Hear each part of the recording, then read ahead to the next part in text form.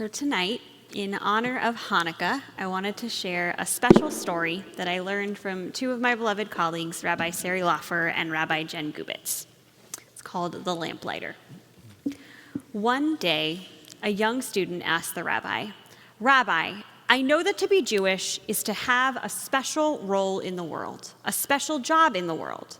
Rabbi, what is my job as a Jew in the world?" The rabbi, never one to answer directly, looked at her students and said, "Friends, what do you think is the most important job in the world?" Answers started shouting out, "President of the United States, Prime Minister of Israel." Someone even said, "Rabbi." Clearly, he was trying for a good grade. Supreme Court Justice, news reporter, mayor, firefighter, doctor, teacher, artist, parent. The answers came from all corners of the room until the students ran out of ideas, and they fell silent. The student looked back at the rabbi and said, "But Rabbi, what is the right answer? What is my job as a Jew in the world?" And she said, "Once upon a time, long before iPads and iPhones, before TV and before streaming, even before there was electricity, there was a person in every single town who was responsible for lighting all the streets.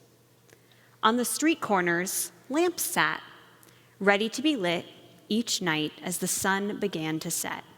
And there was one person whose job it was to walk from street to street, from lamp to lamp, with a flame that she carried at the end of a very long pole. Each evening, this person would walk her route, lighting each and every lamp, no matter how cold or rainy it was, or how hard it was to reach." "But what if the lamp is in a desolate wilderness, far from everything and from everyone?" one of the students asked.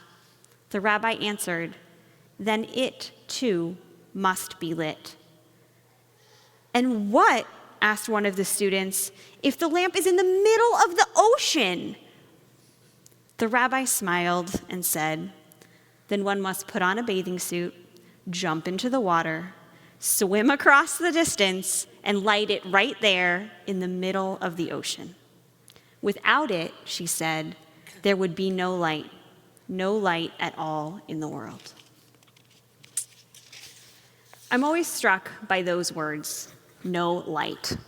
For here we are tonight in the darkest of seasons, 1 week after the winter solstice, the darkest and longest night of the year. In this year, 2024, we have faced personal and communal darkness in ways that feel unprecedented for many. And yet, I feel as if we have said that time and time again in recent years. Unprecedented, uncertain, past the tipping point, beyond hope.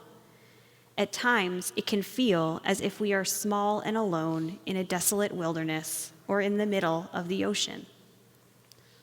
Who will light up our darkness? Who will rescue us, nourish us, comfort us from this world filled with endless warfare, with hostages, illness, political strife, loneliness, isolation, and incredible grief? If I'm honest, which by now you know I like to be, I've been worried about Hanukkah this year. Not just because I knew it would mark the end of my parental leave, though that is also a reason I have been nervous. I've been worried for Hanukkah because I think it's a lot of pressure on 8 nights, on potatoes in oil, on stuffed donuts and spinning dreidels, on latke puns. It's a lot of pressure on an ancient story and bits of wax on tiny flames in cold, long, rainy nights. And I've wondered, can our own personal Hanukkah menorahs bring us enough light to see through the darkness in our world this year? Will this Hanukkah bring us enough light, enough hope to walk into 2025 with confidence and our heads held high? Who will be the heroes? Will the miracle still occur? And if a miracle does happen, will we even be present enough to notice and name it? So back to our students. The student asks, What if the lamp is in a desolate wilderness or an ocean or a great darkness far from everything and everyone?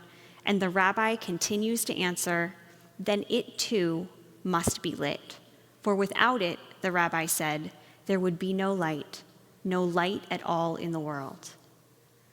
The student looked again at the rabbi and said, Rabbi, you still haven't given me an answer. I still don't understand. What is my job as a Jew in the world? The rabbi looked at her students and said, you can be anything that you want to be, but no matter what you decide to do with your life, you must be a lamplighter on the streets of the world each and every day. You must work to spread light where there is none, to all corners of the earth, showing up day in and day out for your friends, family, and communities, illuminating all the beauty in the world. So I don't think that by themselves, any of our latkes or sufganiyot or dreidels or silly puns in the songs this evening, or stories of the Maccabees or Judith, or our personal Chanukiot with their wax or tiny flames, will be enough in and of themselves this year to bring light to all the dark places in our world.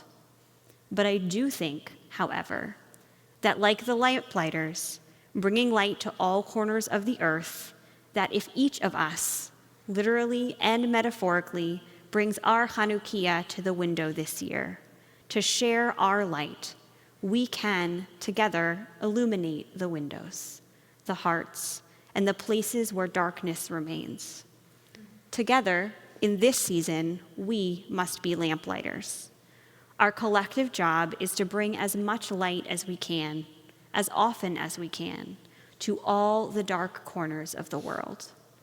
Together, and only together, can our lights shine glimmers of hope and love and strength upon us all.